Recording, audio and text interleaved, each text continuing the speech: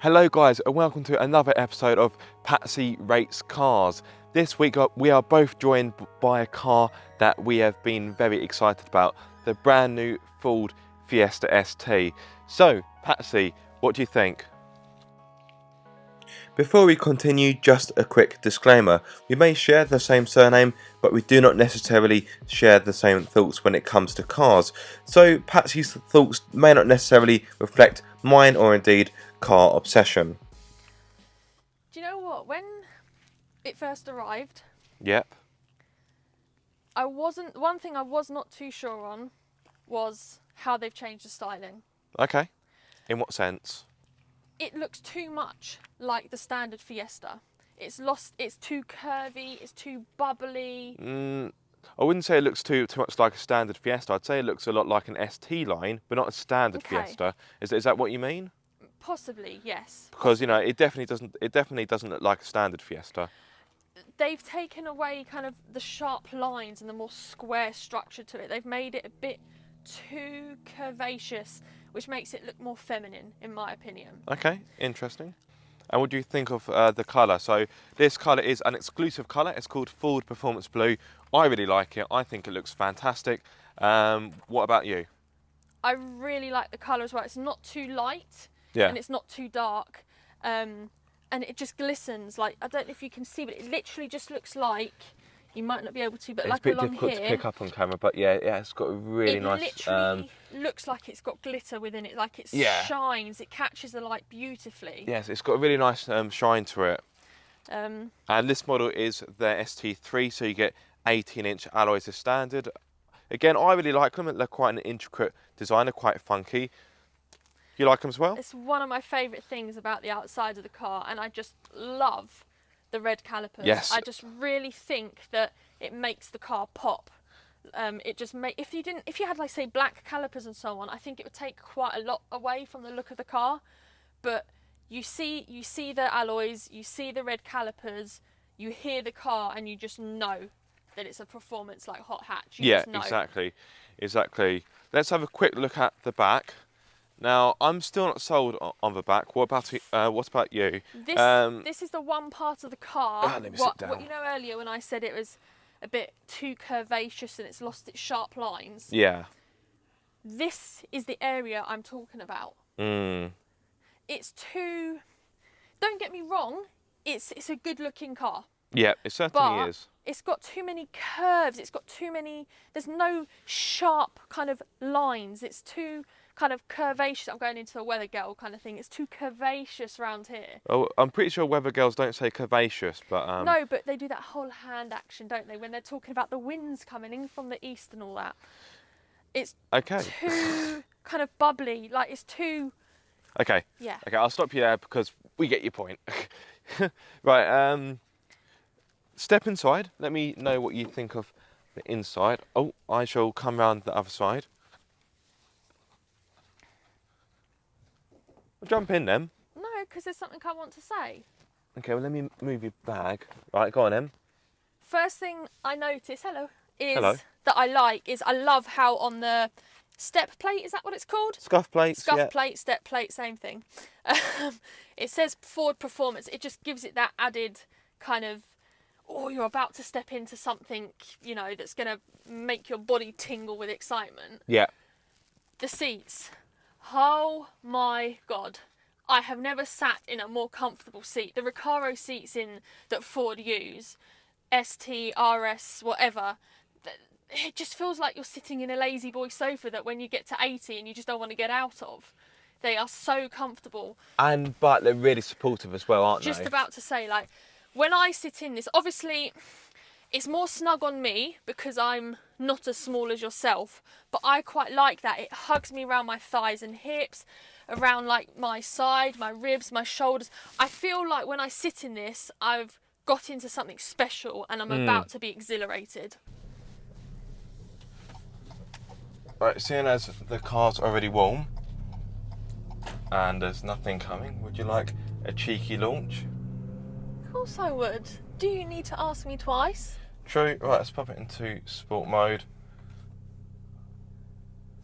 Okay, for launch control, I will need the handbrake on because I am on a bit of a slope. You don't want to launch control backwards. No. Oh.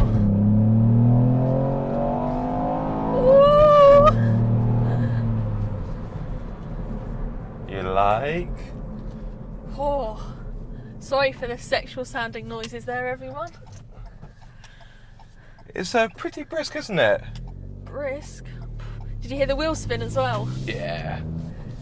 Can't do a launch control without wheel spin. Well, you probably could, but... Well, really, you don't want too much wheel spin, otherwise you're just spinning rubber and not going anywhere. True. So really, you want the cleanest getaway possible. So, let's quickly talk about the engine. Well, I say quickly, it's a very important area of this car. So, it's a 1.5 litre 3-cylinder EcoBoost engine. So, the last car was 4 cylinders, whereas this car features a smaller engine. You may think it's less powerful, but it isn't. It has 197 brake horsepower, which is around 20 more than the previous car. I know the previous car had overboost, so really it did have around 200 brake horsepower, but Ford officially had to quote 179. And this car has 290 Newton meters of torque, which is 50 more than the previous car. Wow. So yeah, it's a smaller engine, but my word, is More it punchy? for less. Yeah, exactly, yeah.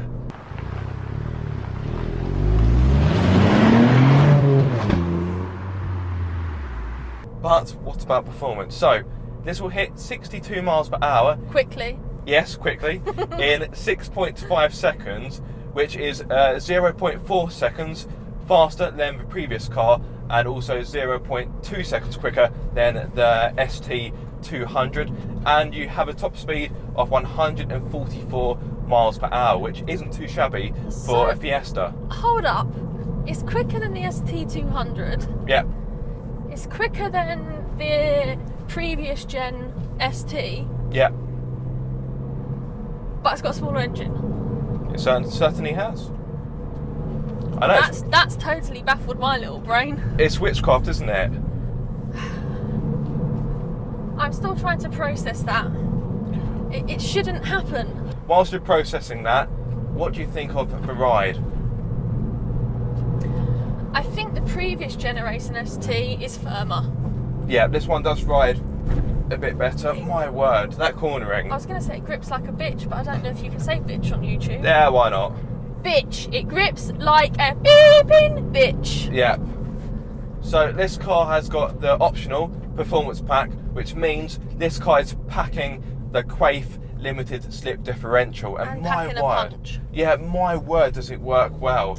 You can really feel the car pulling itself around corners, can't you? That was the first thing I said when I came to meet you from work. The first thing I said is, you can feel this car grip to the road like it's had Gorilla Glue put on its tyres. Actually, I like that.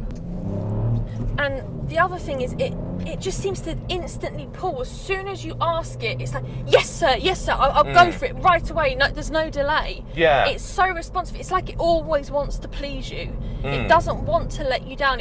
It wants to give you more every time, and every time you push it, it seems to just improve itself on its last time. I love this car. I don't know if you can tell. No, and I think you're being a bit too subtle. If only you could I give need us... to show it a bit more. Yeah, if only you can give us a clearer indication. I just don't know. I don't know how I can do that though. I'm getting mixed messages here. You are. Oh. This car, it does feel more grown up compared to its predecessor. It has grown up. Yeah, it rides better. It's got a far smarter interior. The power delivery isn't quite as frenetic, so it's more linear. So not only has it got more torque, but that torque is available across a wider rev band. So the way how the power is delivered, it's definitely more linear. Although what I would say, in my experience, in my opinion, once you get it past 5,000 revs, there's not much more to be had. It gives you everything before then, and after that it doesn't really give anything else. Yeah, whereas the old car felt sweeter to really rev out. With the old car, even though it's turbocharged and you don't really need to take it all the way to the red line, you had a satisfaction of doing that, whereas in this car... So do you kind of get to a point, you up to 5,000 revs, you're like, oh, you get that excitement, but then when it's past that, you kind of just lose that excitement? I wouldn't say lose it, it just tapers off a little bit. Okay. It just slopes off, but it's still a fantastic engine. It's still super punchy. So as I can't drive, well, I can if the person with me's got A, got a death wish, and you know, B, has life insurance. But well, you can't drive. You got an eye condition. No, but legally I can't. But if I sat in the car, I can. I know how to drive. I just legally can't. Well, once you're able to work out which pedals for which, then yes. C, B, A. Anyway, in your opinion, what is nicer to drive, this or the pre-model? Pre-model? The previous model. Cut half my word off there. They're both really good cars. They have got slightly different characters. Personally, I think I'd rather live with this car. It's got a bit more technology. It's nicer inside. It makes a better noise as well. The noise this car makes is simply, it's pornographic.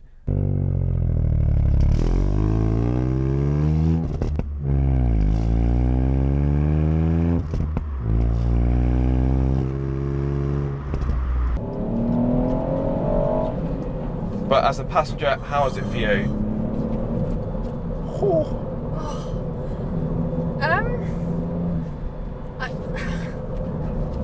I can't actually find the right words to describe it. It's thrilling.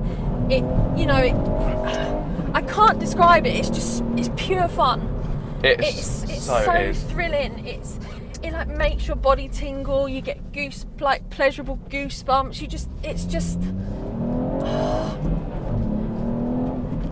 It just gives you so much from so little.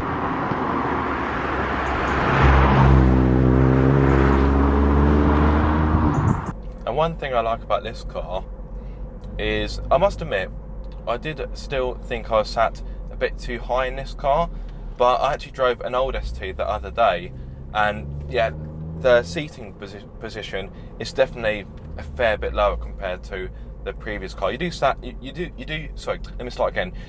feel like you're sat in this car rather than on it, but I would still like to be sat just a little bit lower if I'm going to be brutally honest, but that's personal preference, of course. How about you? How do you find it? I actually feel like I'm at the right height. I suppose it depends on your height as well as an individual, because someone that's taller is obviously going to naturally be able to look over the car more, whereas if you're shorter or of a shorter stature, you're naturally going to feel lower because you see less over the car, if that makes sense. I mean, I quite like the seating position. I feel low enough, like lower than standard, but I don't feel too low. I still like to be able to kind of see out and over the car a little bit.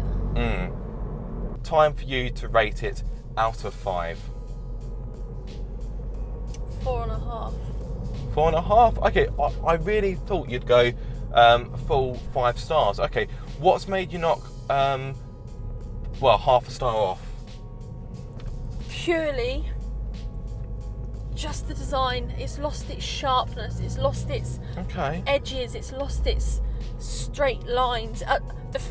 The front of the car looking head on, beautiful. It's a very handsome car. I prefer the front of this ST to the previous one. Do you? But I do not prefer the back. What about the side? See, I personally think this car, side on, head on, much nicer. It's the rear that lets it down. It's just a bit too, what's the word? Soft? Yeah, it's not rounded. It's too rounded. It's not got enough sharp lines for me. That is the only thing. Other than that, I cannot fault this car. But this concludes another PRC video. I hope you've enjoyed it. If you have, give it a massive thumbs up. If you are subscribed, don't forget to click that bell icon. Ding, ding, ding, ding. I like that. So you get notified every time I make a video. And if you aren't subscribed, guys, what are you waiting for? Click, click. Be sure to subscribe for more Car Obsession. High five. Ow. Sorry.